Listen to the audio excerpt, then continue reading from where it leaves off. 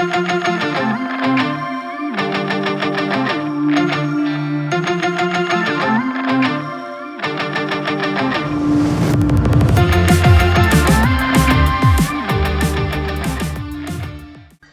vocês, iniciamos mais uma etapa, mais uma leitura, mais uma bibliografia que nós vamos trabalhar. Agora nós vamos para um dos nossos 3 clássicos que nós combinamos trabalhar 2 deles. Né? Nós temos 2 disciplinas, uma outra disciplina que vocês no futuro verão o Max Weber, mas nessa nós trabalharemos especificamente ou mais profundamente com o Emile Durkheim e o Karl Marx. Então, basicamente, não sei por que foi feita essa escolha, mas o Weber fica numa outra disciplina, num outro momento. Nós vamos trabalhar com um texto básico do Weber, né? Nós vamos trabalhar com as regras do método sociológico. Quem puder ler o livro inteiro é sempre bom ler o livro inteiro, né? Não se lê uma parte de uma história, não se lê uma parte de uma tese. Mas aqueles que não conseguirem, não tiverem tempo por conta das disciplinas, eu sei que o volume de leituras na graduação envolve muitas disciplinas ao mesmo tempo. Aqueles que não tiverem tempo, pelo menos leiam a introdução e o capítulo 1, né? Leiam o início do livro. Eu queria novamente retomar a ideia de propriedade. Né? Imagine que nós estivéssemos em sala de aula e, embora essa relação de poder no Brasil esteja reduzindo entre professor e aluno, quem tem certo poder em sala de aula sou eu. Se eu tenho poder em sala de aula, costumo brincar com os alunos do presencial tomando suas coisas. Né? Porque se eu sou o proprietário do poder, se eu detenho o poder, eu detenho a propriedade. Então, tudo que está na sala de aula é meu. É uma pena não poder fazer isso com vocês, mas eu, inclusive, acho que essa coisa que você está usando para me assistir é meu. Espero que seja uma televisão de, sei lá, não sei nem se existe uma televisão de 150 polegadas, quase um cinema, que vocês estejam me assistindo nessa TV. Mas serve um celularzinho merreca, é meu. Veja, a ideia de propriedade está tão arraigada na mente da gente que a materialidade não é só materialidade, correto? A coisa. A coisa é uma subjetividade que envolve a coisa. De quem é, quem a possui. Se eu pegar, eu estou roubando. Então, um conjunto de definições da coisa que nós viemos debatendo até então, que envolve não só a materialidade, né? Envolve um conceito subjetivo, além da própria coisa. Então, isso daí que vocês estão me assistindo é meu por um conceito subjetivo, mas também é seu. E aí vocês imaginam que se eu for pegar o aparelho que é de vocês, eu estaria roubando. Mas também é seu por um conjunto subjetivo. Um conjunto subjetivo socialmente desenvolvido. Mas vamos voltar um pouco, antes de entrar no Durkheim, vamos conversar mais um pouco sobre o Marx. Nós ainda não lemos o Marx, vamos ler. Nós ainda não fizemos o Marx de forma organizada, mas o Marx é um bom contraponto para alguns teóricos, principalmente para os teóricos que escreveram depois dele. Assim como o Florestan Fernandes em Os Três Porquinhos, eu costumo inverter. Eu costumo trabalhar o Durkheim para depois trabalhar o Marx, embora o Marx tenha escrito muito antes do Durkheim. Entretanto, alguns conceitos mais gerais eu preciso que vocês compreendam. Já comecei a introduzir eles e debater eles nos textos anteriores. Mas agora eu preciso sintetizar, sistematizar e organizar um pouco isso para vocês. Então, por exemplo, a ideia da dialética. Né? O que significa, grosso modo, nesse curso introdutório. Lembre-se, introdutório é sempre uma coisa mais leve e, portanto, mais básica. E, portanto, por ser leve e básica, a gente deixa de fazer todo o desenvolvimento teórico necessário para que vocês, nesse momento, consigam assimilar aquilo que eu estou falando. Então, basicamente, por dialética marxista, vamos tentar entender essa relação entre a estrutura e a superestrutura. Eu odeio que o povo fica assim, botando os dedinhos e botando os símbolos na tela. Mas eu vou botar então assim o dedinho. A estrutura era o contrário também. E a superestrutura. É que eu estou aqui de espelho, né? Então faço para cá e para lá, faço para lá e para cá. E logo eu tenho problema de direita e esquerda, ainda é pior isso daí. Mas veja só, existe uma relação, portanto, entre a coisa e a ideia da coisa. Existe uma relação entre a materialidade e a subjetividade. Elas se complementam.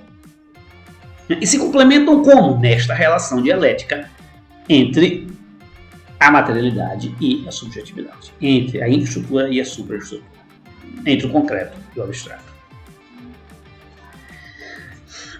E isso se estabelece principalmente em virtude de relações sociais, né? Em relações sociais, por exemplo, entre indivíduos e entre classes.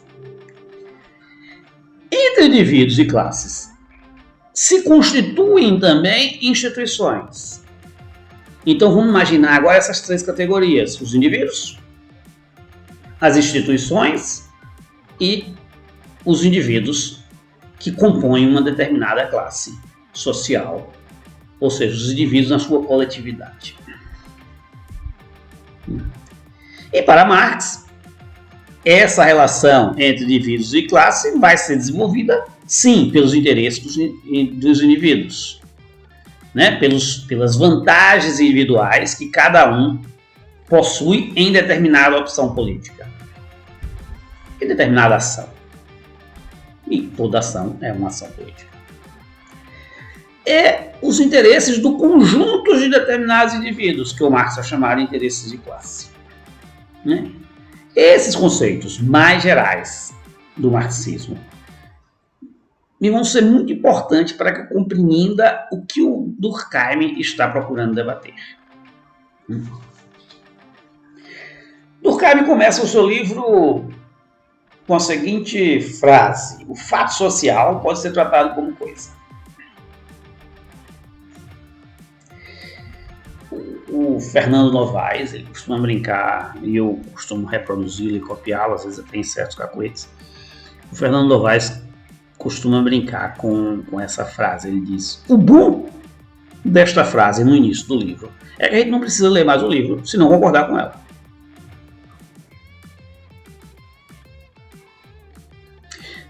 Mentira.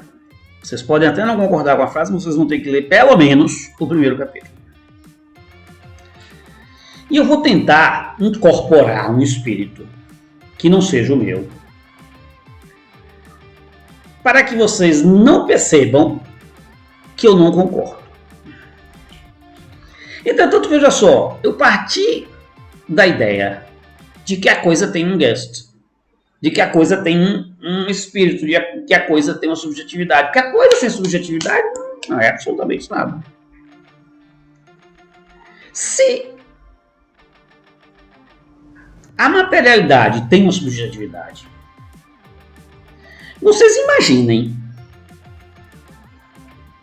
o fato social, que está imbricado por si só de subjetividade. E, portanto, tratá-lo como coisa muitas vezes pode ser algo complicado. Mas nunca, se vocês um dia tiverem que proferir, lecionar sobre um determinado autor, nunca trate o autor como se ele não devesse ser lido.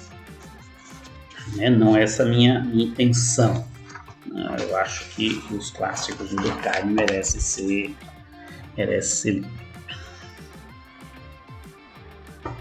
Mas se isso é verdade, se a gente partir desse pressuposto, eu não preciso objetivar na matéria. Em resumo, e aí ele já vai tentar se livrar daquilo que o Marx inicia a sua análise, né? Ele vai tentar se livrar da mercadoria. Né? O Marx, quando escreve o Capital, ele quer compreender o fato social. Ele quer compreender o sistema econômico como um todo. Mas ele não vai buscar na compreensão do sistema econômico já a partir, né, do geral. Ele vai começar a sua análise no específico, quer seja a mercadoria. né, a menor parte da análise do seu livro O Capital.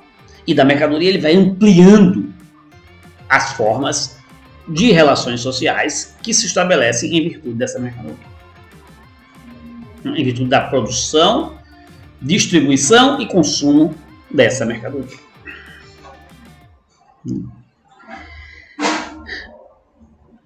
E aí, objetivar. O Durkheim se livra de objetivar na matéria, né, na mercadoria, todos os estudos de ciências sociais, já que ele objetiva o próprio fato social. A materialidade está no fato social e não necessariamente na matéria em si. Está no abstrato e não no concreto. Nós vamos caminhando. Então, veja só.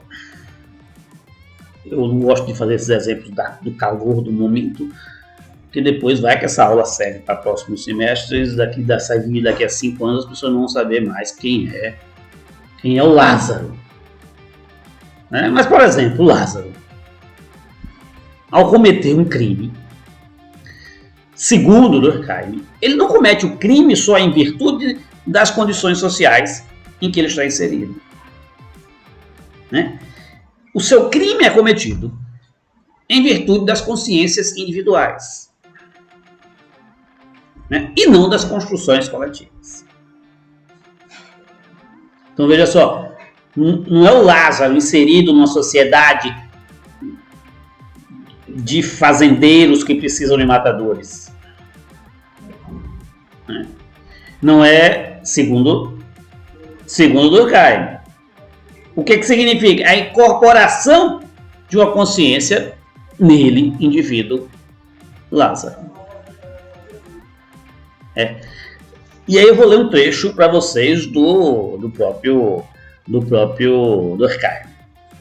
Num certo sentido, é até essencialmente conservador o método, pois considera os fatos sociais como coisa cuja natureza, ainda que dócil e maleável, não é modificável à vontade. Bem mais perigosa é a doutrina que vê neles apenas o produto de combinações mentais, que um simples artifício dialético pode, num instante, submeter de cima para baixo. Veja bem, tampouco Marx vai fazer um artifício dialético para definir que, quer seja a materialidade defina o fato social ou o fato social se defina pela materialidade. Mas, quando se fala em relação dialética, é essa dupla consideração. Né? Vamos dizer assim, aí vamos dizer, o velho pensamento circular. Não é um pensamento circular, se quiser chamar, um pensamento em espiral progressiva.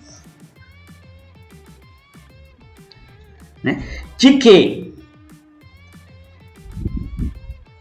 a materialidade, a infraestrutura e a subjetividade, a superestrutura, elas estão intimamente relacionadas. E aí sejam instituições ou indivíduos, e os indivíduos através das suas classes. Eles estão influenciando diretamente, sim, enquanto indivíduos, a composição das suas instituições. Mas, e aí, o Durkheim também está certo, as instituições, elas, por características, moldam socialmente, ou ajudam, ou contribuem para moldar socialmente os indivíduos. Vamos avançando. Entretanto, as instituições não estão livres dos indivíduos, assim como os indivíduos não estão livres do molde das instituições. Sei lá, se eu pego a instituição família, né? O indivíduo não está livre daquilo que uma família vai criar na sua consciência individual. Ou seja, o indivíduo é moldado, formado, constituído também pela família. Mas vários aspectos desse indivíduo ao longo do processo, ao longo do tempo, em determinados espaços, vai transformar a instituição família. Então nós temos um processo dialético em que o indivíduo é transformado e moldado pela família, mas também que os indivíduos vão transformando, inclusive, o conceito de família. Peguei família porque está na modinha, nem gosto de tratar ou trabalhar com a ideia de família. Prefiro, às vezes, muito mais trabalhar com outras instituições. O Marx, por exemplo, vai trabalhar com o direito, vai trabalhar com as leis. Quando ele faz na sua tese a crítica à filosofia do direito de um outro filósofo, Hegel. Bem, é importante que a gente distinga, neste momento, assim, linhas muito gerais. E aí, lembre-se, esse é um curso básico, eu estou sempre pegando linhas muito gerais. Muito, vamos dizer assim, adaptando-me às características de que vocês são uma turma de primeiro semestre. Então, o contraponto dessa ideia do materialismo é a ideia de um certo espiritualismo. Por espiritualismo, não pense em questões religiosas. Por espiritualismo, entendam a ideia do Geist, não é espírito, não é fantasma, mas o Geist na filosofia alemã é essa coisa que é incorporada ao indivíduo. É o espírito incorporado nos indivíduos, é aquilo que os indivíduos trazem internalizados em si, como se isso existisse. Em resumo, eu deixo de focar na subjetividade da matéria para compreender as subjetividades mais gerais, para buscar a subjetividade do indivíduo, como se os indivíduos tivessem uma própria concretude. Como se o Geist fosse algo que moldasse os indivíduos. E como é que se constitui esse espírito social? Vários aspectos, por exemplo, a moral. Não matarás. Não matarás está incorporado em mim. Por que está incorporado em mim? Por questões de família, por questões religiosas e por questões do direito. E por questões humanitárias, enfim. Porque meu processo de formação, eu incorporei a ideia de que não devo matar. Isso compõe o espírito geral da sociedade, segundo Durkheim. Então as instituições criam esse Geist, criam esse espírito e imputam, invocam, moldam os indivíduos dentro de uma determinada sociedade.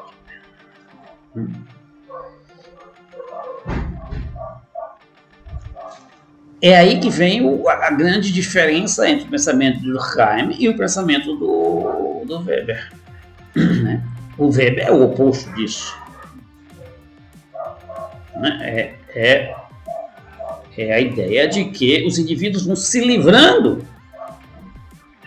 no capitalismo da força das instituições, seja do Estado, seja do direito, seja da própria igreja. Em resumo, vão se livrando da ideia da institucionalização. A ética protestante e o espírito, o Geist do capitalismo, é a mudança do comportamento do indivíduo frente, inclusive, às instituições. Esse novo indivíduo que é diferente ou não depende mais da família. Esse novo indivíduo que não depende, por exemplo, mais da igreja. Para confessar os meus pecados, eu não preciso ir no confessionário. Para confessar os meus pecados, eu dialogo diretamente com Deus. Para Senhor, fazer com que eu procure mais, consolar, quer ser consolado, compreender, quer ser compreendido, amar, quer ser amado, fazer dano, que se recebe, perdoando, que se é perdoado, e é morrendo que se vive para a vida eterna. Essa grande revolução no morrendo que se vive para a vida eterna é que eu não preciso mais pagar para subir aos céus. A ideia de subir aos céus, esse meu relacionamento com Deus, é entre eu, indivíduo, self, o Geist, mais o Geist no indivíduo, que me retira, né? Necessariamente, retira o poder da comunidade e incorpora no indivíduo a presença desses valores. Né? E aí a grande diferença entre a ética protestante e a ética católica. Né? No catolicismo eu preciso ir à igreja para me relacionar com o divino. Né? No caso do protestantismo, o protestantismo vem quebrar, romper com essa dependência, criando um indivíduo que não precisa mais de ninguém, um indivíduo muito mais adaptado à lógica do capital, né? À lógica do capitalismo. Falar em lógica, aquela lógica dos 20 minutos, não sei quem criou isso, mas eu incorporei. Ficamos aqui então nessa primeira parte da nossa aula sobre Durkheim. Voltamos daqui a pouco.